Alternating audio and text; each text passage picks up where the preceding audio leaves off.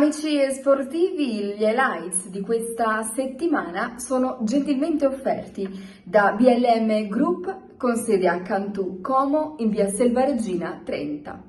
Un grazie anche a Berica Carburanti Spa, li trovi a Barbarano Mossano in via Dante 35A. E un grazie anche a Fuba Spa con sede a Montecchio Maggiore in via Europa 84. Vi lascio alle immagini del match.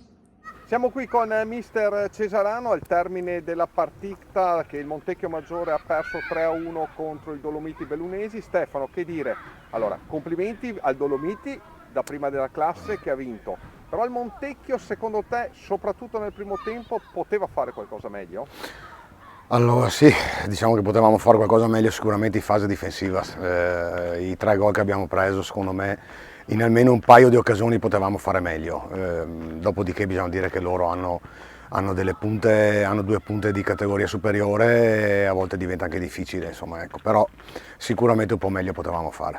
Secondo tempo il Dolomiti è rimasto in 10, ha segnato il gol del 3-1. Un buon Montecchio nel secondo tempo, a cui è mancato però sempre il solito guizzo finale che è un po' il leitmotiv di quest'anno. Purtroppo è così, noi tiriamo in porta, però purtroppo o non la prendiamo, oppure c'è una deviazione, oppure c'è un qualcosa che ancora una volta non ci porta alla gioia. Questa partita ormai va archiviata, testa domenica prossima, scontro di cruciale importanza, vitale contro il Chions. Adesso andiamo a Chions domenica e lì vita o morte.